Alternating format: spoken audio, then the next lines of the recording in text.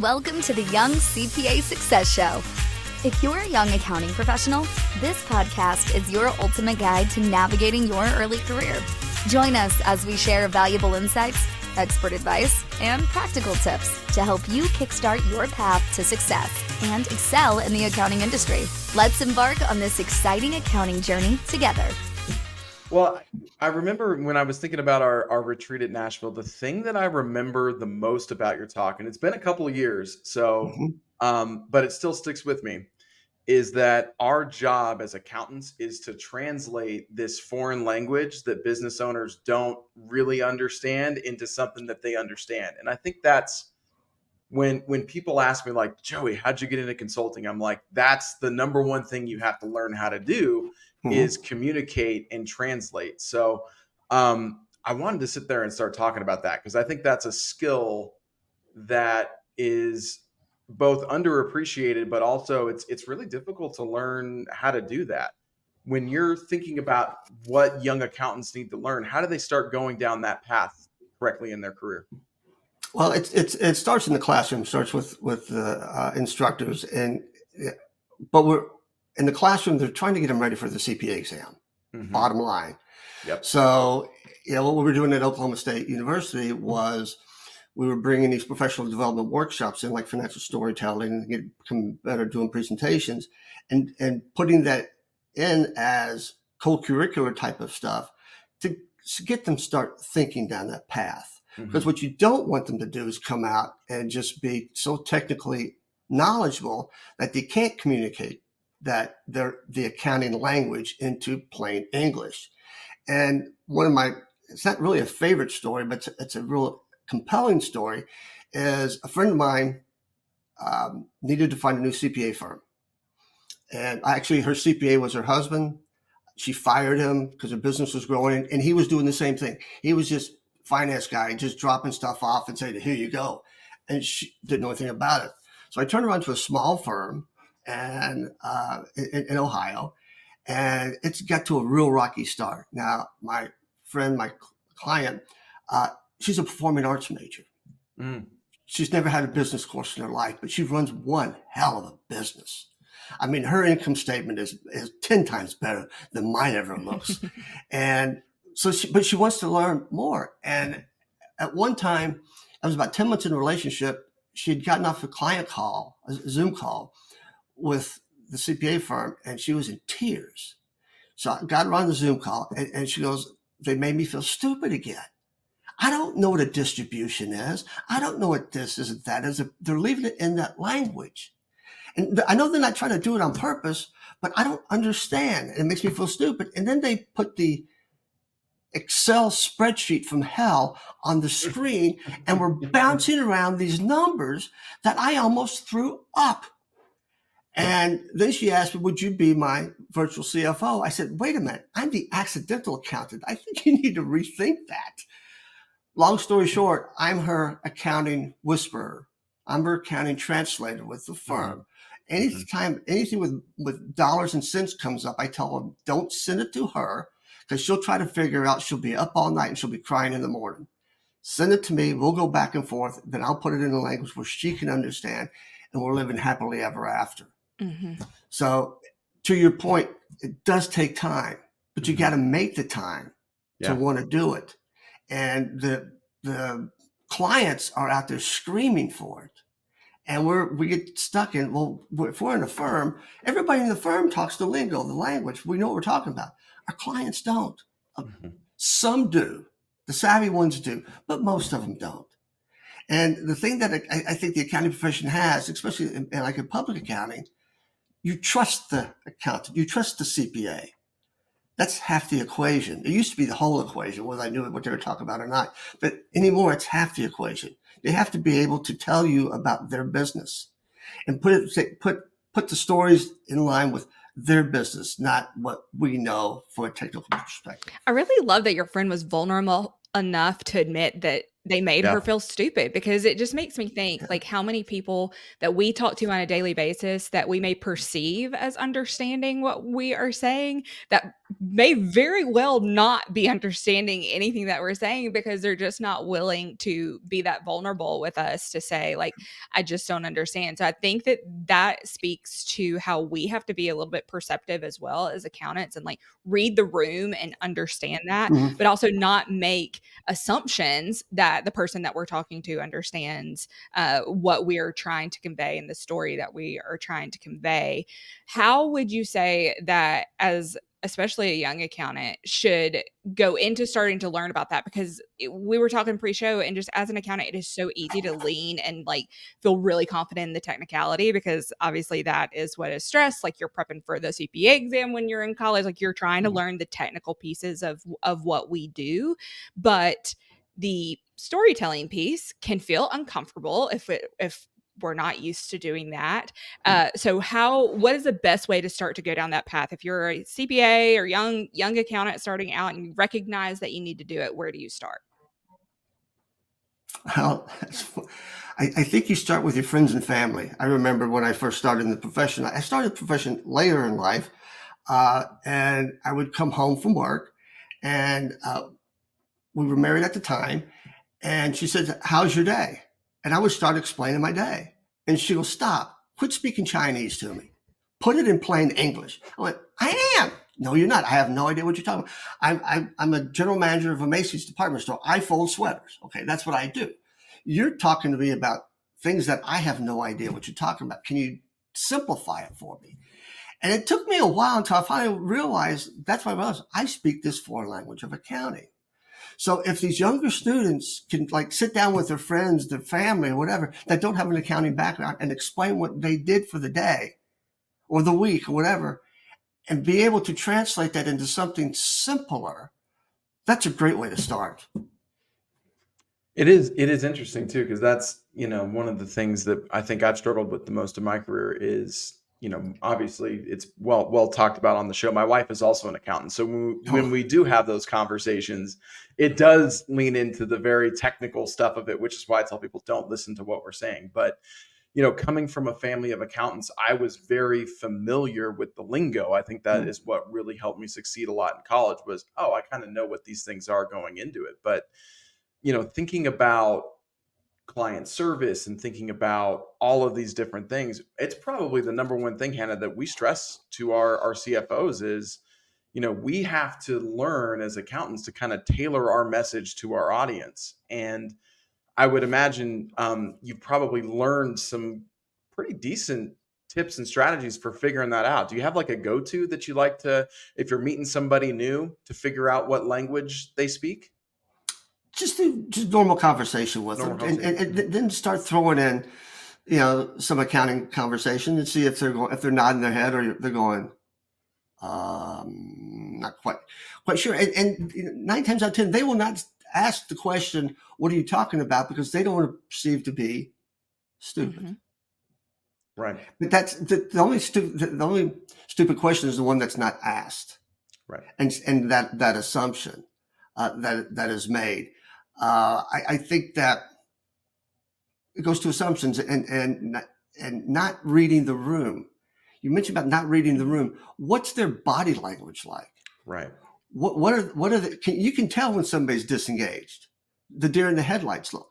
But a lot of us will I see that and I'm just going to power on through and get to the end so I'm done and I get to my next piece. Well, you're not doing the right service for your client. And I raised this point with the faculty at Oklahoma State. Anymore, these students are getting internships in their sophomore year, definitely junior year and senior year. And I was asking a bunch of students. I said, "So, have any of you ever worked in a restaurant or retail environment?" Let's say out of 60, maybe 4 hands went up. And I tried to write an article to get published about why the profession really needs to stress that let's put these kids into client service environments, like restaurants, like retail environments, so they're interacting with customers. See, I was lucky. I'm Greek American. I was born, raised, and did a lot of time in a restaurant in all aspects of it and dealing with customers. So that's why it comes natural to me to have these conversations, but it doesn't come natural to others. And if they start getting used to being a client service business, because that's what we do, we serve our clients, whether it's an internal client or external client, and have that gravitas to be able to do that, they would only become even more successful. But the way that everything is structured now, they get an internship, and I think they go in and, clean the copier the first week, and then maybe go run for get dinners and stuff for everybody, without really doing anything client oriented. I think it's a great point. And I was curious. I have a few questions about what's going on at Oklahoma State in terms, because I think it's really interesting that you've identified pretty early that there is a gap in terms of college. So I have two questions about that. Okay. When you talk to your faculty members, your other faculty members at Oklahoma State, are they picking up with what you're putting down, or are you kind of, on Peter Island kind of saying, hey, everyone listen to me? So when I took this role as director of the communication center, I know I was not going to get unified answer that everybody's into it. I just need like a majority of people. Mm-hmm. There are some faculty members who said, I don't believe that communication needs to be taught in an accounting program. Okay, that's how you feel. I would disagree with those people, but I see why they feel that way. Yes, respectfully. Yes, respectfully. They know where my position is, but what we did was we got buy-in from a few of them, and we've instead of focusing on the undergraduate, we focused on the graduate program, because we felt like we had more inroads there with the faculty that would support it, and they did, and we made it part of the co-curricular activities that these students would do. Not everybody's going to buy into it. There's this thing called tenure. You can't make me change. And some just have really hard beliefs on it, and that's fine. But if we can get 51%, that's a great start. So a lot of the faculty have come around since I've been there. This is my fourth semester. And some probably never will. But I think as it becomes much more of a mainstream conversation, and if we can become a mainstream conversations in their circles within the American Accounting Association and conferences that they attend, then I think it'll resonate even more. So I've had an epiphany since we've been sitting here talking. I mean, it's somewhat related to where we're going with this.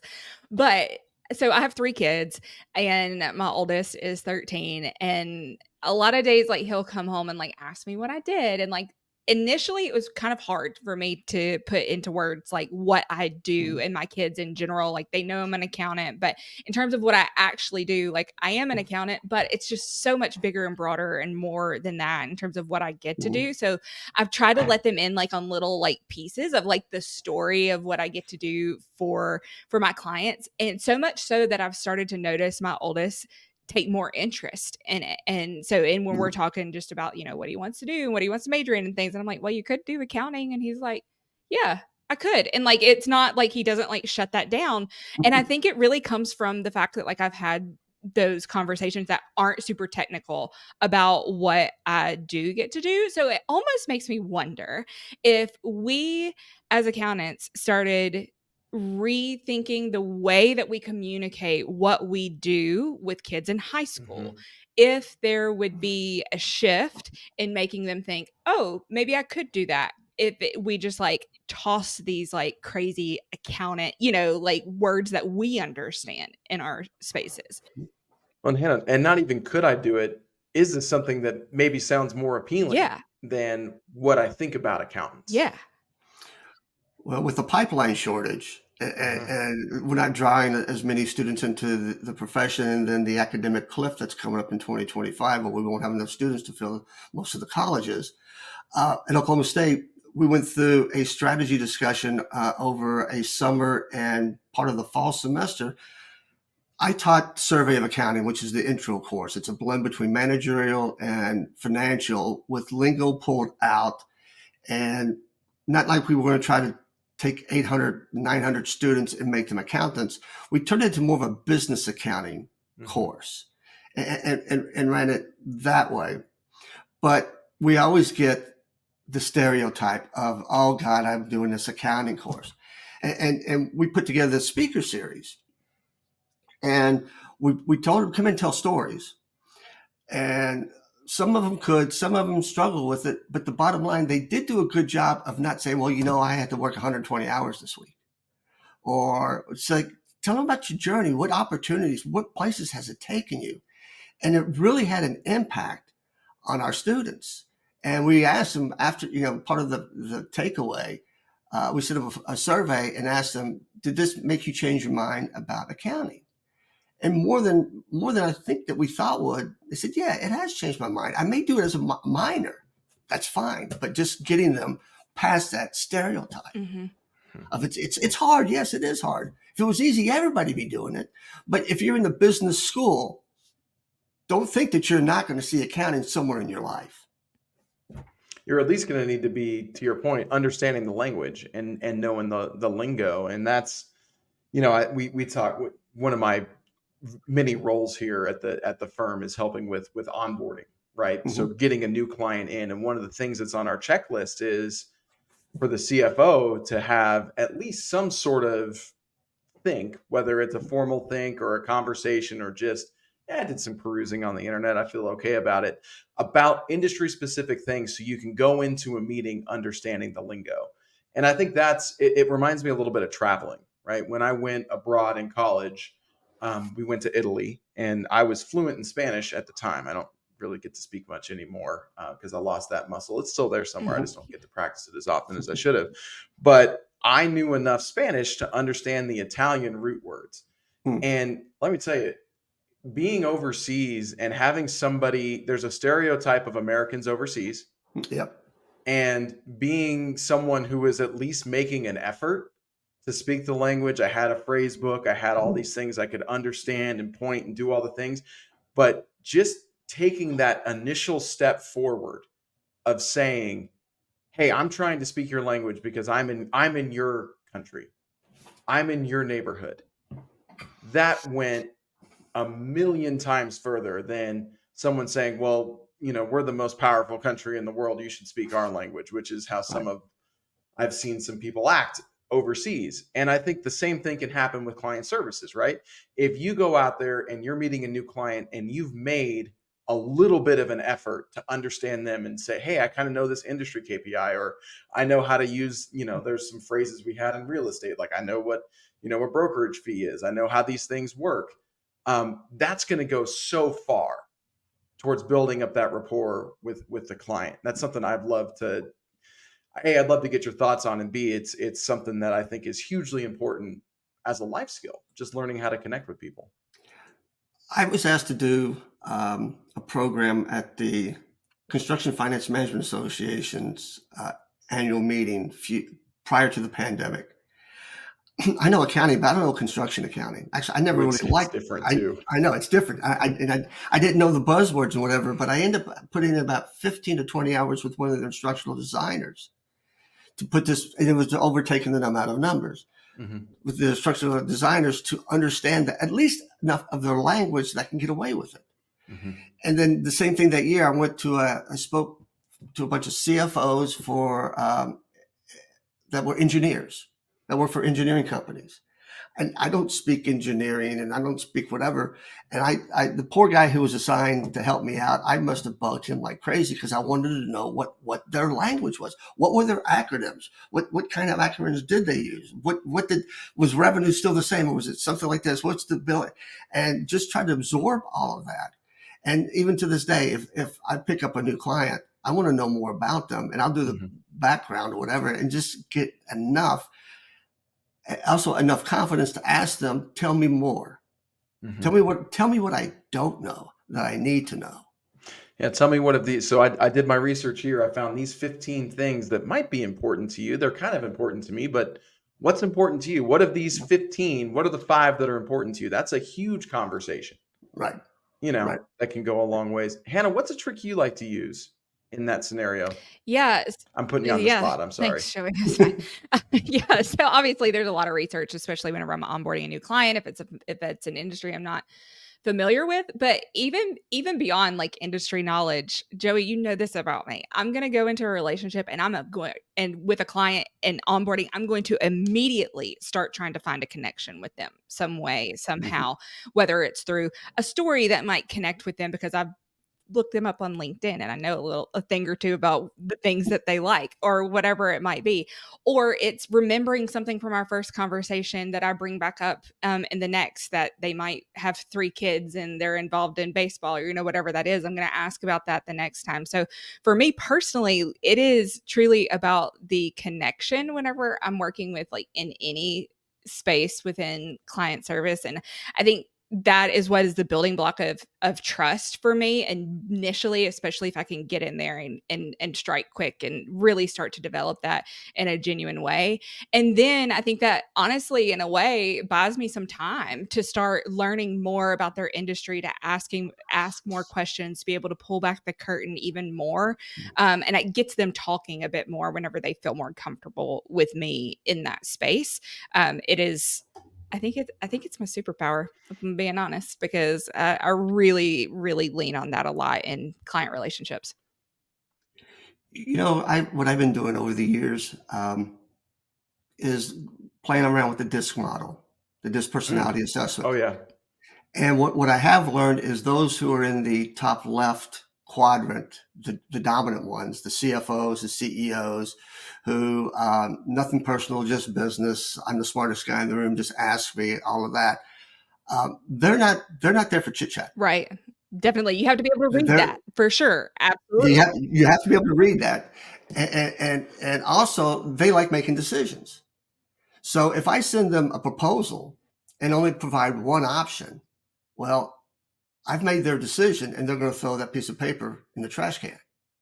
If I give them 3 options, pick one or the other. I don't care if we can pick. They're more likely to read through it and do it and maybe say, okay, let's do this one, because now they've made the decision. Versus we get some clients who are on the top right, the I quadrant, the influencer. They've got the gift of gab. Sometimes they don't know where to put a period or a comma or a semicolon or whatever. It's just one long run-on sentence. And then how do you deal with them? And then, you've got the accountants who are usually they're very task-oriented, the very, they can work on their own. They don't like small talk. Give me the facts. And the I's over here try to interact with them and they're going, but I like a story. Tell me a story. And friction occurs. And then you get the supportive that, are people oriented, but they're very reserved. So I try to figure, and they're more conflict avoidant and they don't make decisions very well. So when I meet somebody, whether it's like this or in person, I try to go through my DISC model real quick. Okay, I think that this person is this, and I'll try to change my conversation to meet theirs. So what? And that is. What do you think Joey and I are on the DISC? Because we do in fact know. I did. I have to look mine up. Hold on. Let's see. I think you've got I tendencies. I'm an ID. ID. Okay. So you're stronger in the I versus the yes. D. But I lean closer to the D. But you lean closer to the D. Yeah. I know somebody just exactly like that. And I'm a hard I. I'm a real hard I. So sometimes I get frustrated with the IDs just because they're living in their D world and it's very blunt, straight to the point. This is what's going on, and they're not playing well in the I world, and I just kind of gets frustrating. I think Joey's either a C or an S. He's looking it up right now. Yeah, I've got to find I remember because I took it right when I first started. I think that must be what you are, because when we did this exercise, we all divided into quadrants in the room. So of course I was observant in terms of like who is in my quadrant, who is in the D's, because that's who I was like leading towards. And Joey, I don't remember you being in either one of those quadrants. No, I'm definitely not a D. Do you remember that's Adam Hale. What part of the room you were in?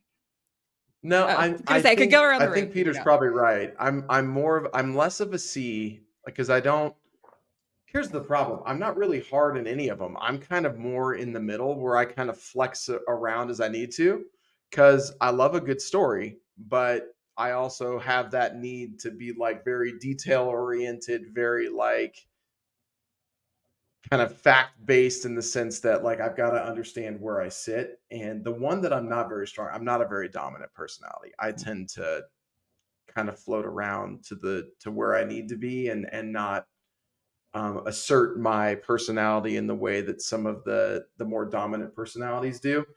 I'm going to keep searching for this while you guys are talk amongst yourselves for a minute, because I now I got to know. But I think this is What so that is. valuable just as accountants, and especially in the client service space, to know these and to be able to recognize them, because like you said, Peter, like it will help you read the room and help you be able to flex into whomever you're talking to.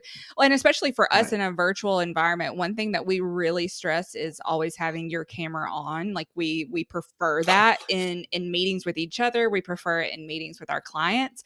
And I love that because I'm always reading body language. I'm always paying attention to like if somebody's eyes have glazed over and I need to like back up and be like, whoa, are we on the same page? You know, like it just really helps with that. Like I said, because we're in a virtual environment. Obviously, it's a little bit easier whenever you're in person with somebody to pick up on those things. But I think that speaks to, especially with us moving into such a virtual environment, being able to really sharpen that skill and get really good at that going forward. So that being said, do you feel like along with that, there's any other soft skills that young accountants should be focusing on right now in their career? Oh, there's a ton of them, but the one thing that they need to do, you know what the worst body language virtually is? What's that? Yes, exactly. There it is. Yep. Yep. I just turned off my camera. For those who are listening, I just turned off my camera. This is the worst body language ever, because what are you thinking right now? You're thinking I'm either multitasking or I'm not even listening to you or anything, where here, clearly, you know that they're engaged to some degree. And there was an article that came out a couple of years ago that CFOs around the country were asked about people having the camera on, what's going through your head, and they're going, what's going through their head? They're multitasking. They might be fully engaged, but there's no evidence of it. And I think there's some statistic like 82% of CFOs or CEOs said that probably won't last here with their camera not on. So when you're doing anything virtually, turn your camera on. Mm-hmm. Especially, you know, and I do a lot. I've done a number of stuff, deliver CPE to a firm, to a company, to an association, and everybody's got their cameras off. And it also makes the person who's delivering the information have to work 10 times harder to get them to engage. Mm-hmm. Absolutely. It does. And for me, when somebody's got their camera off, not only am I thinking they're multitasking, but I'm also creating a narrative in my head about how they might be responding to whatever the information is that I'm delivering. And none of those narratives are usually positive to what I'm delivering. So it helps so much just to be able to know and not like be sweating by the end of the call because I've already created some false narrative about how somebody might be reacting to what I'm saying. Absolutely. Absolutely. I had to laugh because I create those same stories in my head too. Yes. Yes. Yeah. Okay, yes, Joey, did you find it? I found it. I'm a CS. Oh, look at that. Yeah. You know. So that's it. That's interesting. You're both task oriented and people oriented. But I think that does indicate. So Hannah and I have worked pretty closely together for almost our entire time at the firm together, because we started very close to each other. But I always have kind of felt that our skill sets are complementary, because you know, there's what she brings to the table is the exact opposite of what I bring to the table, which I found makes for it makes for a good co-hosting opportunity, but B, just when you're thinking about building teams and such like that, like you kind of want, I use sports a lot as analogy. That's one of my go-tos for explaining things. Like you don't want on a basketball team the same 5 guys running the same plays. Like, no, you need 5 different people running 5 different roles on the team. Otherwise, you know, 2 dominant personalities are going to fight for the ball at the end and you're not going to get the shot off. So I'm glad that we are, at least as a firm, investing a lot into these types of things, because it helps with team building and all of the things you need to do to make your, you know, working your experience at work so much better. The one thing that I recently got certified in this through Wiley, and they make a huge point of going, we don't pigeonhole people in doing this, because actually we all have all four of those characteristics within us. One just happens to be stronger than the other, but we flex and move through these things. And we don't try to say, okay, we're going to put a team together. We're going to have a D, an I, an S, and a C. Right.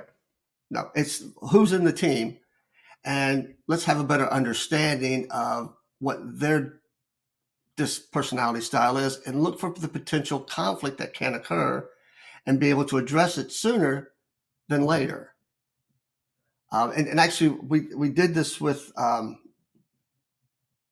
the cohort last year prior to getting certified. And we were able to assess, because I was competent, I wasn't certified in it, but I was competent in it, where some potential uproar could occur. And that really helped out a lot, because when I first got there, the cohort, they had a lot of challenges in front of them. But they hadn't done a DISC profile. They did a strengths analysis, strength finders, and Korn Ferry competencies, but they didn't understand the personality or the communication style. So things kind of got a little bit out of control. And it can happen almost in any organization, because, you would think that in a CPA firm that everybody would be like a D or a C, and just maybe the administrative staff are on the other side, but that's not the case all the time. That's so true. Well, and I think it also speaks to how we deliver information to our clients too, because how I deliver a story of a financial statement to a client that leans more into the D is going to be very different than how I deliver the information who might be more in the C quadrant.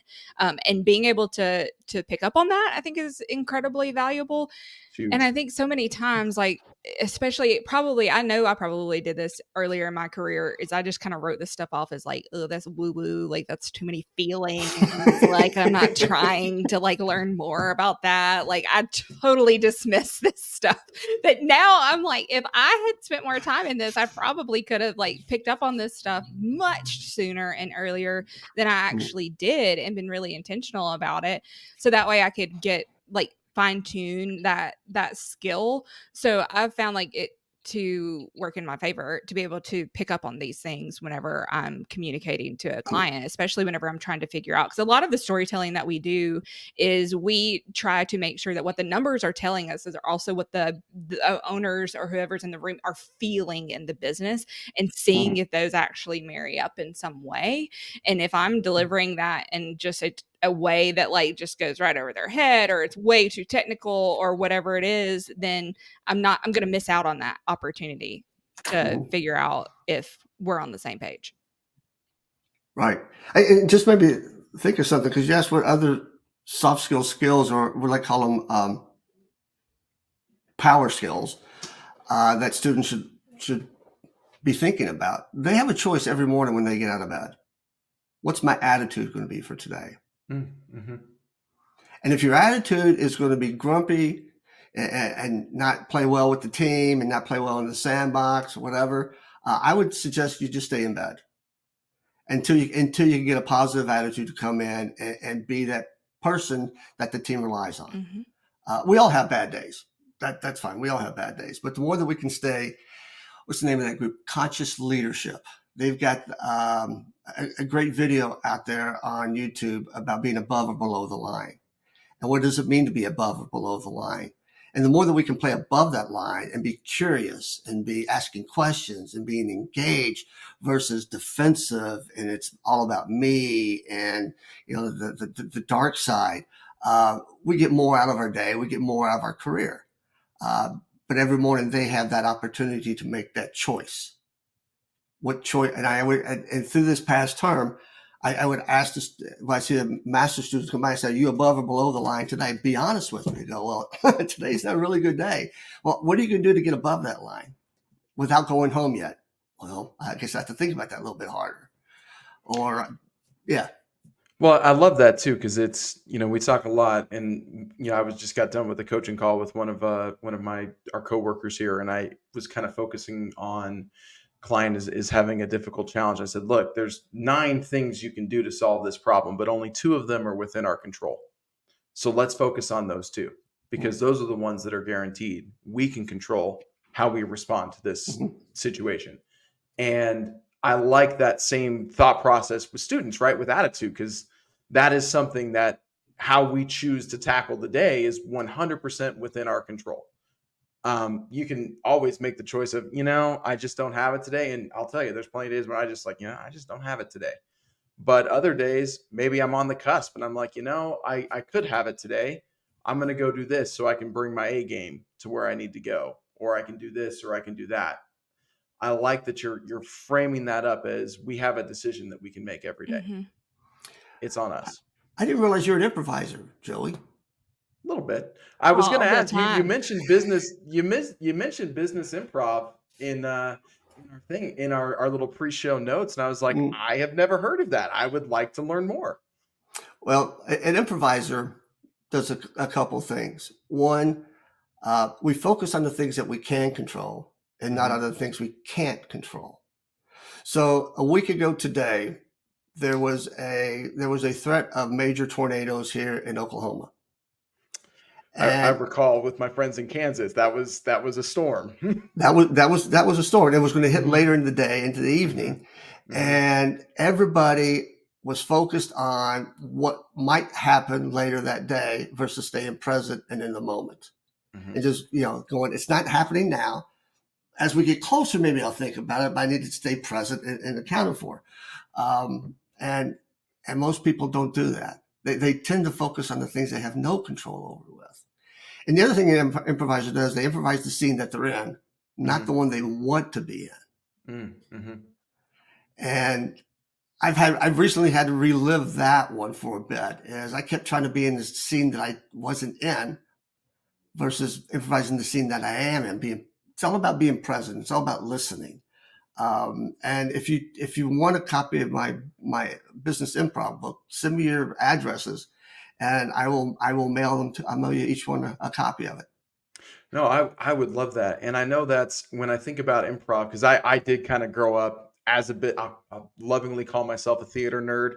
Spend a lot of time in the theater in high school. I was more on the technical side, but we would do the improv games and stuff like that to get warmed up. And it is great because improv is all about teamwork. Improv is all about, do I see where my partner wants to go with this? Right. And can I set my partner up in this scene to get us where we want to go? And when you think about consulting, that's what consulting is, right? I need to be 100% present with my client and understand all of the different things that are going through their head. Like, where do they want to take this scene? How much do I know about this person so that I can go where we're going? And if you, it's a skill, just like anything else. And it's I would say more of an art than a science. And I'm not super great at it, but I love that construct of getting into that frame of mind when going into a consulting. Speaking of personality things, like I love the Enneagram as well. It's a favorite of mine. I'm an Enneagram 7. As an Enneagram 7, I tend to try to live more in the future. So I have to be really intentional about living in the present space. Like my brain is always trying to think about the next thing. Like I'm trying to move forward, be prepared for that. And I mean, obviously there's good things about that, but living in the present and improving my space around me in the current state that I am in is something that I have to be super intentional about. So I'm excited that you have a book about that, because I can recognize that like I need to work on that actively, because it is something that, like I said, I have to make a choice every single day to focus in on where I'm at right now and on the things that I can control right now, because there's plenty beyond my control. Well, the one thing that people get improv wrong about is they think we just make stuff up all the time. We're just making stuff up. We just make stuff up. That's untrue. Drew Carey and Whose Line Is It Anyway? That's not true. Everything's made up and points don't count. That's not true. One of my favorite shows. I love that you just shouted that out. I do like that show. I do watch it every now and then. Yeah. But to the point is, an improviser, let's say, getting ready for a meeting or they're doing a presentation, they will over-prepare Mm-hmm. to the point that when they're about to walk in the room, they metaphorically will wad up that script and throw it away. And by doing so, they're prepared, and then they can improvise the room when the conversation goes in different direction, and it doesn't throw them off. But the one thing in the book that I researched and found out to be true is, you've heard of Martin Luther King Mm-hmm. and the I Have the Dream speech. Well, that speech was actually called Normalcy, Never Again. And he improvised the last third of the speech when he did the I Had a Dream, because they had pulled it out the night before. They said they'd been using it too much. And Dr. King was up there delivering this speech. And you can see it. He's reading, like from the podium. And at some point, about 2/3 of the way in, he pauses for a second. And the woman who was his gospel singer before him, Mahalia Jackson, said, "Tell me about your dream, Martin." Now, they say that there's some people on the stage actually heard her say that. And he pushed the speech away and never looked down again and did the I Have the Dream speech. So even though it was pulled the night before, he had it in his head. And what he was, there was a retired judge, Patricia Blackman in Cleveland, who's actually done the I Have the Dream speech and knew about all of these stories. And she asked me, said, "Pete, have you ever been to a black church before?" I said, "No, but I've always wanted to go." The preacher wants the congregation to interact with them. They want the hallelujahs, the claps, and all of that. That's part of that conversation. He wasn't getting that day in DC. And he read the room, and he switched gears and made history. I get chills every time. I'm getting chills just sitting tell and that story. listening to that. That's incredible. Well, I think there's a very important point that you made there, because sometimes people think improving it and winging it are two different things. One of those things involves an incredible amount of preparation. Mm-hmm. The other one does not. And I'm the type of person where I can't, A, I'm terrified of public speaking, so I could never do that. But B, when I do have to get up and speak in public, it is over prepare, because I'm like, I got to be ready for anything that could come. I got to be prepared to pivot. I got to be prepared to go here or there or there or there. And yeah, there's no substitute for preparation. Right. And to the point where you can deliver if you're great at it, arguably one of the world's greatest speeches, because you're so into what you're saying that you just know it. Right. And you know the reaction that you want from the audience. Mm-hmm. What was I going to say? I just forgot. That's okay. Well, speaking of reactions, I'll call you at 3 a.m. There you go. Exactly. It'll hit you then. And I think we mentioned this pre-show, but just like that story just like gave me goosebumps sitting here. Like that is what storytelling is. Like it evokes like a physical like emotion within us. And I think we miss that so often whenever we are talking to our clients. And I think, Peter, you said this, like our clients are not making decisions all the time based on data, like they're making it on emotion. And so like if we can make sure that the emotion aligns with the data and tells the story that we need it to tell and get our point across, then how valuable are we to that client, and so sticky. Yep. Here's the challenge. So I'm a member of the National Speakers Association, and this one woman, her name is Patricia Fripp. She's a wonderful storyteller. She's a wonderful storyteller.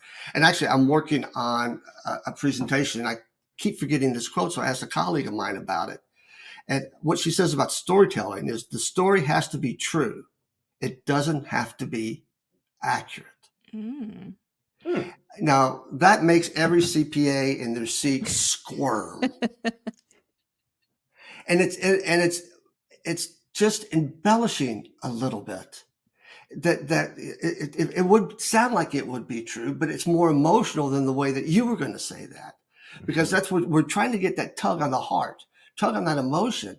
And a lot of times when we're trying to tell a story, it's factual, it's accurate, versus how can I embellish this just a little bit to make it sound realistic, but have a greater effect on the audience. And that is, I've had people come up to me after I say that, And man, they're just fired up. You're lying to them. I'm like, in your thought process, I'm lying to it. But what's the ultimate goal for this story? To get them to have some decision-making opportunities in there.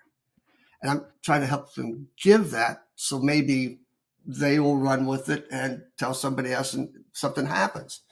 But a lot of times, if it's just data, facts, and figures, sometimes it doesn't work. Well, I think there's a reason that like true life stories that are made into Hollywood movies are dramatized a bit, in terms of to embellish that, to like tell the story, but also make it invoke that emotions. That way people want to come watch the movie and it's all psychological at the end of the day. Yeah. Yeah. How are we giving this information that will have an impact on somebody? Mm-hmm. And numbers have an impact, especially if I got to pay $1 million in taxes. That has an impact. But why do I have to pay $1 million? I mean, my friend who I'm the accounting whisperer for, she gets mad because she's got to pay taxes. I said, then stop driving new clients in. Stop charging as much as you do. Just bring it down. She goes, no. I said, well, so she finally got it. And she goes, I've hired some people. I just realized they're tax deductible. I don't have to pay as much taxes. It took 3 years. Good. Well, Peter, we could obviously, like, you got a bunch of folks who on the Racy chart love to tell a story, so we could keep this going forever. But I wanted to end on a couple of different places. You've called yourself in the past the accidental accountant. Mm-hmm. Which tells me you've got some passions in this world that maybe aren't necessarily related to accounting and storytelling. And I'd like our audience to learn a little bit more about Peter, the accidental accountant, and what you do when you're not thinking about accounting work. Oh, I think about accounting work all the time. Actually, the accidental accountant was told to me. I was getting my first review at Victoria's Secret Catalog, and before my cheeks hit the seat, my boss said, how in the hell did you ever become a CPA? CPA can get down this far. I can only get you this far. You're an accidental accountant. I said, thank you. That's the nicest thing you've said to me all year. And I'm going to trademark it and name that business. So it's trademarked, name my business. But what I got back to her and said, I said, but you know something? There's a stereotype out there about us in the accounting department. And we're in the information gathering business. So I'm not networking my way around the building. So they look at me as Pete, not the guy from accounting, because if I'm the guy from accounting, they think I'm here just to tell them no. Mm-hmm. And she never got it. So kind of how I got the name. What do I do outside of this? I love to ride. I love to ride my bike. Okay. And I've named my bike Therapy. Okay. So I get, and now it's finally getting to biking season per se. But here in Oklahoma, it's a little challenge because the wind does come sweeping off the plains. Yes. Tornado will take you away out there. Yeah. The tornadoes. Yeah, that too. So my son lives in Columbus, Ohio. I'm here in Stillwater, so I don't get to see him as much. So I try every opportunity I can to get back and see him. Mm-hmm. I do read some, but not normally during the term because I'm reading other stuff. Mm-hmm. I've written 3 books. I don't know how. Somebody would have told me 20 years ago I've written 3 books. I'd have told them they're drunk or something. That's not my thing. But it turned out to be. I keep myself busy with just different stuff. Mm-hmm. I try to start I've had a podcast for 7 years. I had to stop it when I took this job. I tried to start a bourbon tasting podcast because I am from Kentucky and Kentucky's bourbon country. Now you're speaking producer Rob's language. We're gonna have to talk about that after the show. Yeah, I haven't had a good chance of getting it off the ground yet. But yeah, I do have a little bit of sampling of some bourbons. I'm looking at them right now, and they're calling at me. It's too early. Stop. It's 5 o'clock somewhere. We had a staying at Kansas State University. Which is very much like Oklahoma State University. Yeah. All are our brothers from a little further south. You can't drink all day if you don't start in the morning. That's right. You can't drink all day if you don't start in the morning. Perfect. Yeah. So that's kind of where it comes from. And I've done stand-up comedy in my past. Mm-hmm. And I still different challenge too. Yeah. I still write. I just wrote a joke recently where I was in the dentist office and I was getting a root canal and I saw black smoke coming out of my mouth. What the heck? Then a few minutes later, white smoke came out. I said, oh my God, we've elected a pope. Oh, that's great. I love that. And to turn that into a Kentucky thing, because that's why I went to the University of Kentucky, we just hired a new coach and his name is Pope. So I had foreshadowing there. Very fitting. That's right. That's exactly right. Well, thank you so much, Peter, for coming on the show with us. If our listeners want to connect with you outside of the show, what is the best way for them to do that? Send me $100. No, put your Venmo handle in the show notes. That's they can find me at www.petermargaritis, and it's Margaritis. It's not the cocktail. We pronounce it like that, but that's spelled more like hepatitis, gingivitis, and laryngitis. And there's no fun in any of those three. That's awesome. Well, thank you so much for coming on here again. I can't wait to read your book, and I can't wait for our listeners to hear this episode. If you're a young CPA looking to develop in their careers, we're always looking for great people. Visit our website for remote work opportunities with Summit Virtual CFO, or find all our open positions at Anders CPAs and Advisors.